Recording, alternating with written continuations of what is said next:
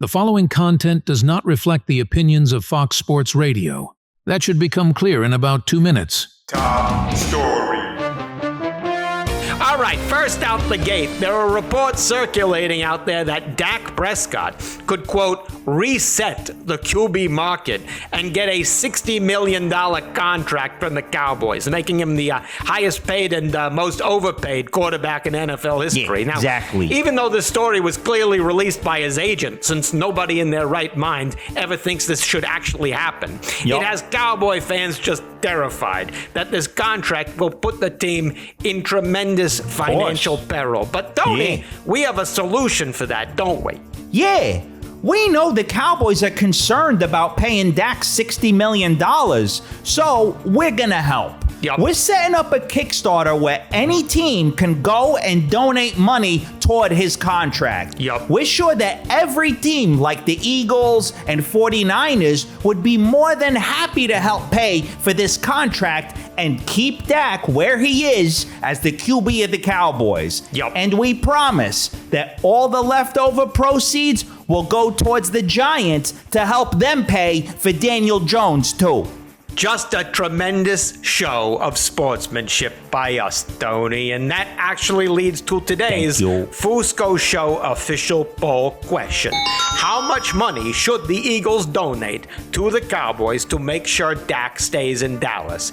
A, $30 million, B, $60 million, or C, $600 million to keep him there for 10 years. Vote now by tweeting at the Fusco Show, and we will reveal the poll results on next week's show. If we still care at that point, you know? Yeah, we might not. Who knows? Yeah, probably not. Anyway, more news surrounding another quarterback, Jalen Hurts. This week, Chris Sims, the NFL analyst, he made national news when he said that Hurts is, quote, the most overrated quarterback in the NFL. And, a lot of people, they naturally just assumed that we would disagree with this take. But, Tony, we wholeheartedly agree, don't we? Absolutely. Jalen Hurts has been overrated. Yep. In fact, on my list of all-time NFL QBs, I had Jalen Hurts at number 2 behind Nick Foles and ahead of Joe Montana and Ron Jaworski. Yep. But after this disappointing season from Jalen Hurts, I am lowering his rating and now have him as the number 3 all-time QB. Now just behind Nick Foles and Joe Montana. So we totally agree with Chris Sims here. Great perspective and analysis there, Tony. And now moving to another quarterback who's been taking some shots, Russell Wilson. Looks like his time in Denver is done. And people are all speculating on where he should go next. Well, on ESPN's Get Up, Mike Tannenbaum presented this idea. He said Russell Wilson should stop chasing a big contract and go to the Jets for only $1 million so he can back up Aaron Rodgers and learn from him. And this is just such a terrific plan of action, isn't it, Tony? Wow, such smart advice.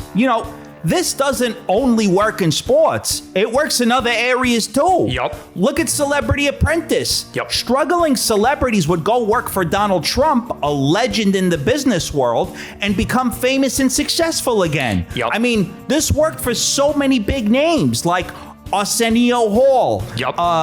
That woman who looks like Vanna White who used to do Entertainment Tonight. Yep. And the country singer with the deep voice and the hat. Huge names. Just so true. I mean, this is such good advice for celebrities and quarterbacks. This could work with other QBs in the league. I mean, Tony, name another struggling quarterback. Dak Prescott.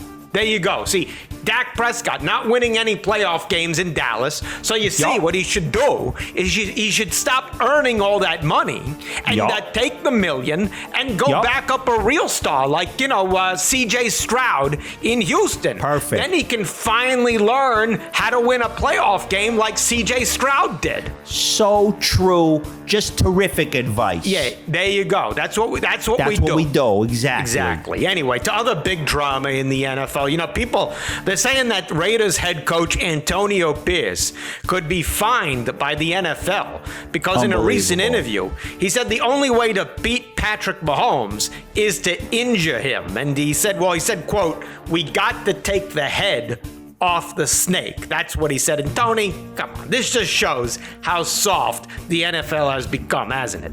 Yeah, it's bad enough that you can get fined for just touching a quarterback. Now you can get fined for just talking about a quarterback. Yup. What's gonna happen next? If I say that Patrick Mahomes is overrated and overpaid, am I gonna get fined? Am I gonna get a 15-yard penalty? It's a very slippery slope here. Yup. If they can come after Antonio Pierce, then they can come after you.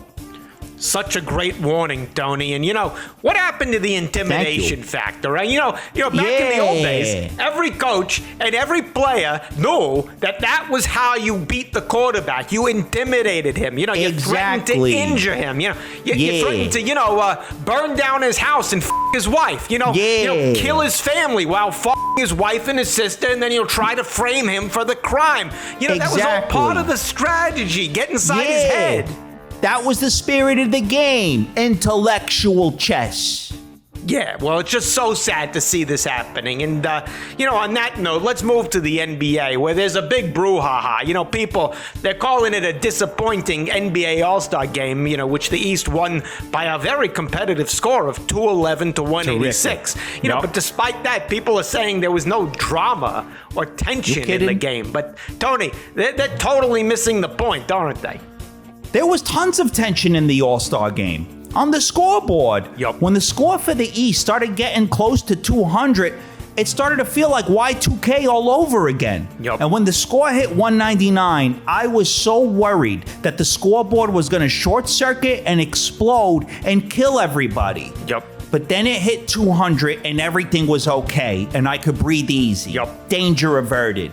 Just like in the year 2000 when I was hiding in my basement/bunker and realized the world was still there after that dangerous near miss. And I celebrated by cracking open one of my many cans of Chef Boyardee beefaroni, which I still have several thousand of.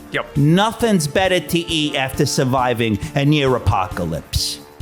Terrific perspective and ad integration there, Tony. And now it's time. We're going to do it by popular demand and annoying demand. We're going to take some calls. So let's open up the Fusco Sports Hotline.